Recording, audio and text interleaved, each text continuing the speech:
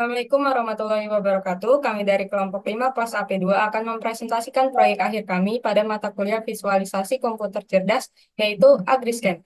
Website klasifikasi gambar penyakit tanaman buah subtropis menggunakan metode Convolutional Neural Network atau CNN.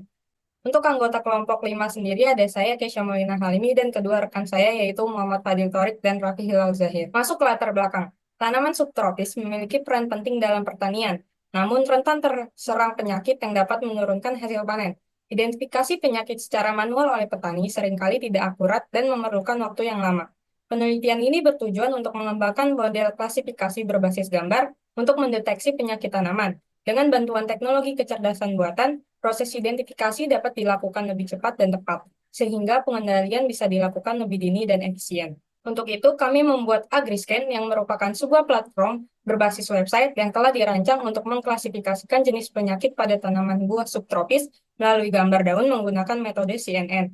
Website ini bertujuan untuk membantu petani, peneliti, ataupun pelaku agrikultur dalam mengenali gejala penyakit tanaman buah subtropis secara otomatis dan juga cepat hanya dengan menggunakan foto daun tanaman yang terinfeksi. Selanjutnya, untuk pendekatan yang kami gunakan pada proyek kami menggunakan model CNN atau Convolutional Neural Network dengan dataset yang kami ambil dari Kaggle yaitu Plant Village Dataset.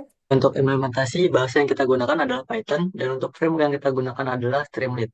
Library yang kita gunakan ada beberapa, yang pertama ada Satil, OS, Zipfile, Matplotlib, GV2, TensorFlow, dan NumPy. Untuk tools yang kita gunakan adalah Google Colab dan Visual Studio Code. Oke, yang pertama pada tahap preprocessing, kita konfigurasikan Kaggle dengan Colab.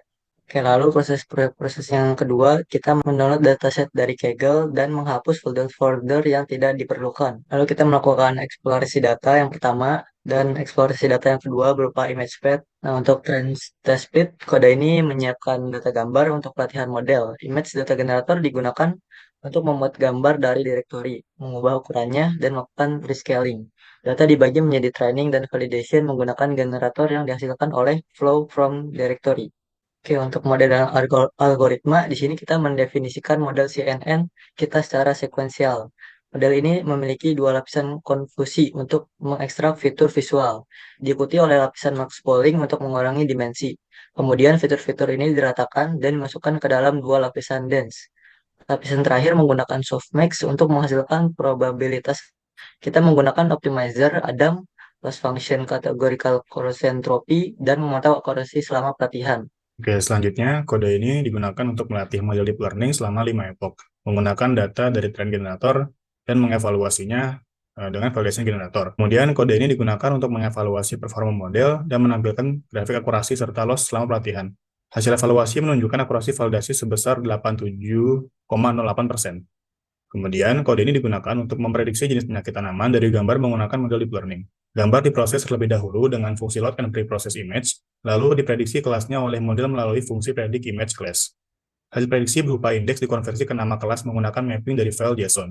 Kemudian, dua gambar, apel dan strawberry, diuji dan hasil prediksinya ditampilkan.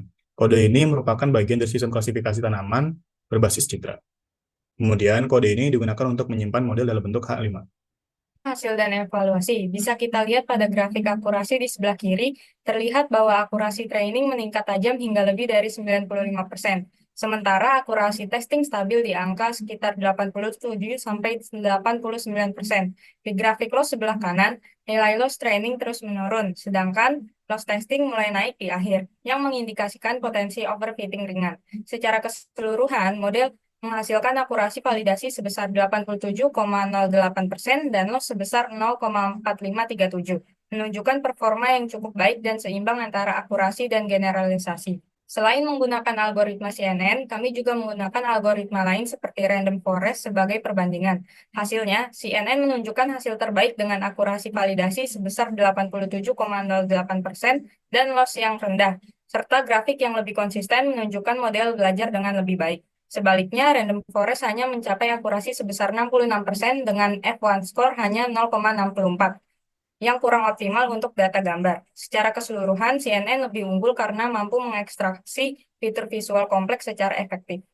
Untuk job desk di sini, saya sendiri Kesha Maulina Halimi kebagian tugas untuk implementasi model sampai dengan save model. Untuk Muhammad Fadil Torik tugasnya adalah Streamlit Webmaker dan juga uji perbandingan akurasi. Dan untuk Raffi Hilal Zahir melakukan preprocessing dan training test lead. Oke, selanjutnya saya akan melakukan demonstrasi untuk project AgriScan ini. Oke, di sini saya sudah membuka halaman untuk project AgriScan. Ada banner AgriScan, kemudian ada daftar tanaman buah subtropis yang dapat diprediksi.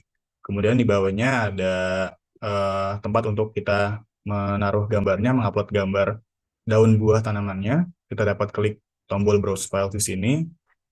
Kemudian di sini saya sudah menyiapkan beberapa jenis penyakit tanaman. Yang pertama kita ada buah apel dengan penyakit black rot.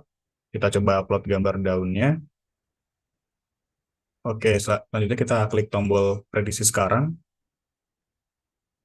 Oke, di sini hasilnya benar bahwasanya memang daun ini mengalami penyakit black rot untuk tanaman buah apel. Kemudian kita coba browse files lagi. Kita coba untuk buah cherry dengan penyakit powdery mildew. Oke, kita upload, kemudian kita klik tombol prediksi sekarang.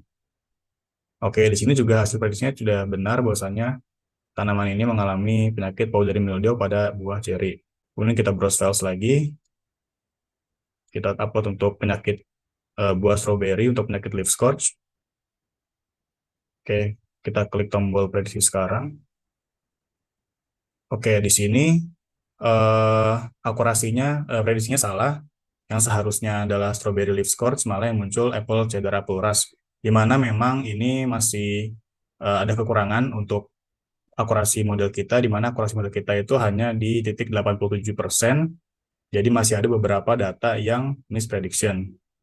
Sekian dari kelompok kami, kelompok 5. Kurang lebihnya mohon maaf. Terima kasih banyak. Wassalamualaikum warahmatullahi wabarakatuh.